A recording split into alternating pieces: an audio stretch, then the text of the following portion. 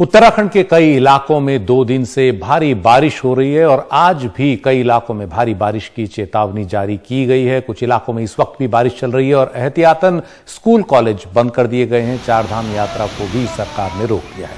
इसके अलावा यहां आने वाले टूरिस्ट या जो टूरिस्ट वहां मौजूद हैं उनके लिए भी नए दिशा निर्देश जारी किए गए हैं। ये कहा गया है कि वो जहां हैं वहां से ज़्यादा दूर इधर उधर न जाएं।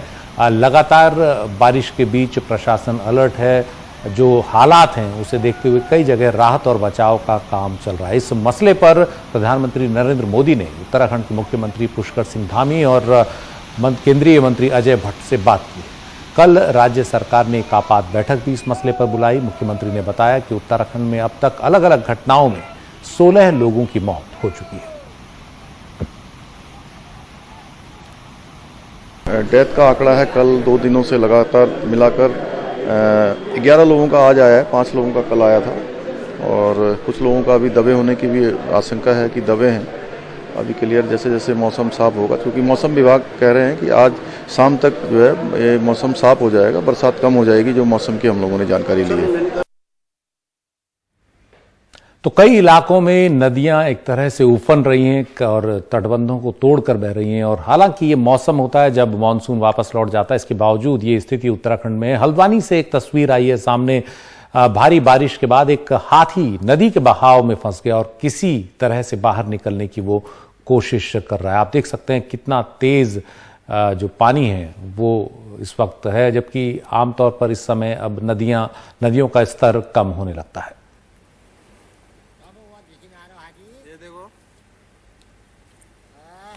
तो गौला नदी की ये तस्वीर आप देख रहे हैं। गौला नदी में इस वक्त काफी पानी है, क्योंकि जो ऊपर पहाड़ियां हैं उनमें काफी बारिश हुई है और गौला नदी का एक पुल भी इसकी वजह से टूट गया है। पुल के एक छोर पर सड़क धंस गई है और आवाजाही अब पूरी तरह ठप है।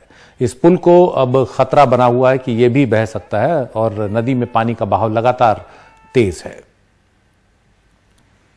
और उत्तराखंड के ही चंपावत जिले में नदी पर बना एक निर्माणाधीन पुल पूरी तरह बह गया। चलती नदी में पानी का बहाव इतना तेज रहा कि इस निर्माणाधीन पुल का पूरा हिस्सा नदी में गिर गया।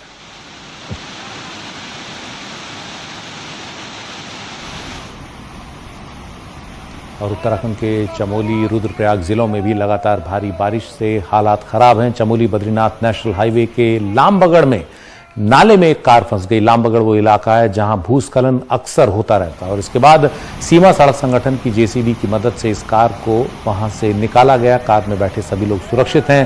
पहले नाले के पानी के तेज बहाव की वजह से राहत के काम में दिक्कत आ रही थी, पर आखिरकार उसे निकाल लिया गया। इस रूट पर फिलहाल गाड़ियों की आवाजाही बंद है।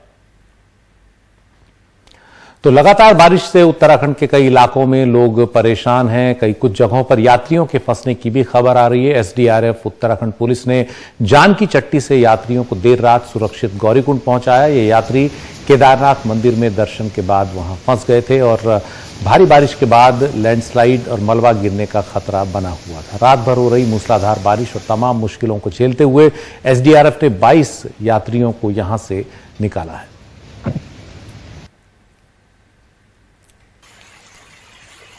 और उत्तराखंड में भारी बारिश की एक वजह यह है कि वेस्टर्न डिस्टर्बेंस यानी पश्चिमी विक्षोभ सक्रिय था और उसके अलावा उत्तराखंड के ऊपर एक निम्न दबाव का क्षेत्र बन गया था, लो प्रेशर ट्रफ बन गया था, जिसने पश्चिमी विक्षोभ वेस्टर्न डिस्टर्बेंस के पूरे मॉइस्चर को उत्तराखंड के ऊपर खींच लिया।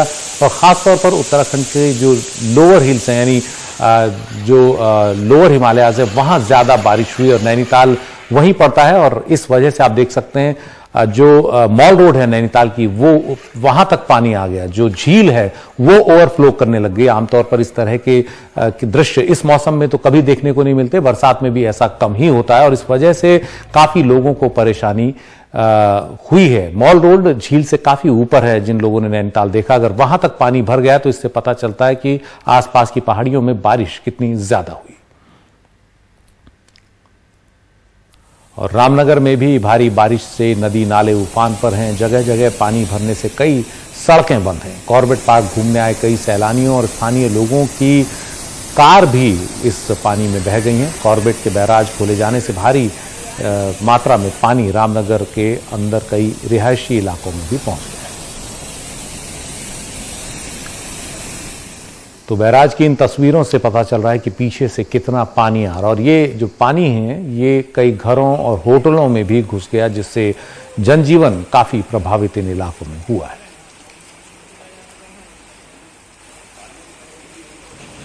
और भारी बारिश की वजह से नानक सागर डैम के भी 4 गेट खोल दिए गए हैं ताकि पानी का तेज बहाव नीचे के इलाकों की ओर बढ़ जाए, मैदानी इलाकों की ओर।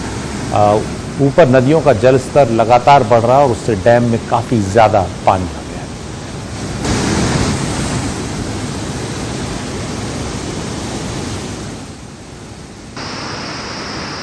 और चमोली जिले में भी भारी बारिश की वजह से मंदाकिनी नदी उफान पर है। आसपास के कई रिहायशी इलाके जो है वहां खतरा बना हुआ है।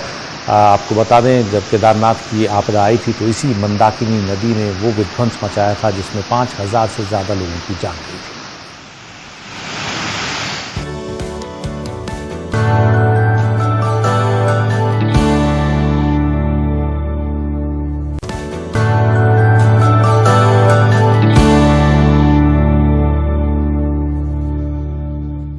और अब खबर मध्य प्रदेश से। यहां के धार इलाके में ईद मिलादुन नबी के मौके पर निकल रहे जुलूस को लेकर हंगामा हो गया। पुलिस का कहना है कि लोगों ने प्रतिबंधित इलाके से जुलूस निकाला और जब उन्हें रोकने की कोशिश की गई तो उन्होंने बैरिकेड्स को गिरा दिया। भीड़ ने पुलिस पर पत्थर भी फेंके। हालात को संभालने के लिए पुलिस ने लाठियां चलाई। धार के एसपी का कहना है कि जुलूस के लिए एक रूट तय किया गया था, लेकिन कुछ शरारती लोग जो जुलूस में शामिल थे वो पुराने मार्ग से ही जुलूस ले जाने पर अड़ गए और इसके बाद उन्हें वहां से खदेड़ा गया और फिर शांति के साथ जुलूस आगे बढ़ा। सेना प्रमुख जनरल एमएम नरवणे जम्मू के दौरे पर हैं, जहां वो पुंछ और राजौरी के उन इलाकों का दौरा कर रहे हैं जहां पर 10 अक्टूबर से आतंकियों के साथ मुठभेड़ जारी है। सेना के इस ऑपरेशन में 2 जेसीओ समेत 9 जवानों ने अपनी जान की कुर्बानी दी है। हाल के कई वर्षों में यह पहली बार हुआ कि मुठभेड़ में सेना ने अपने 2 अधिकारियों और 7 जवानों को खोया। सूत्रों के मुताबिक पुंछ के जंगलों में पिछले 9 दिनों में भारतीय सेना के जवानों का मुकाबला काफी प्रशिक्षित आतंकवादियों से हो रहा है।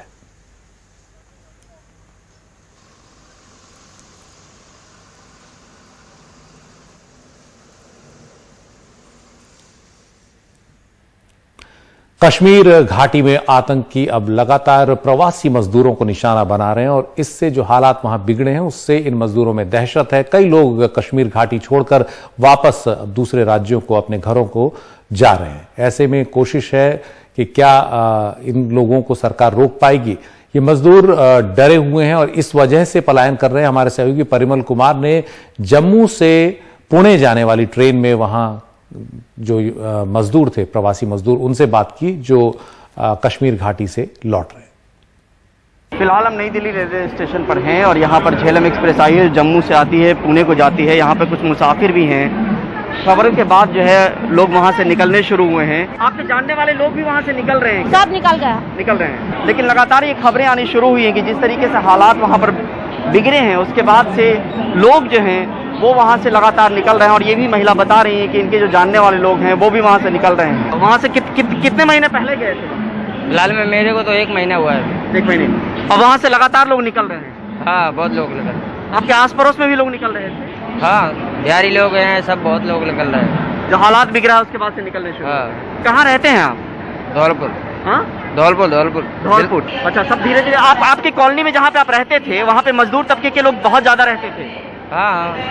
क्या वो भी निकल रहे हैं? हाँ, बिहारी लोग हैं, वो भी बोल रहे थे 1-2 दिन में बाद निकल जाएंगे सब, हालात खराब होने के बाद। हाँ। हाँ? हाँ। जो रोजी रोजगार लोगों को खींच कर कहीं ले जाती है और उसके बाद हालात बिगड़ने के बाद लोग कैसे वहाँ से पलायन करते हैं, वापस आते हैं अपने घर की तरफ। यहाँ पे सीधे तौर पे हमने देखा कि भीड़ में ऐसे लोग भी मिले जो वहाँ पे बिगड़े हालात के बाद अपने घर वापस हो रहे हैं। महज कुछ महीने पहले वहाँ गए थे लेकिन उसके बाद जो है वहाँ से वापस हो रहे हैं। नई दिल्ली से परिमल कुमार, एनडीटीवी इंडिया। हाल ही में तृणमूल कांग्रेस में शामिल हुए पूर्व केंद्रीय मंत्री बाबुल सुप्रियो ने आज आसनसोल के सांसद पद से इस्तीफा दे दिया।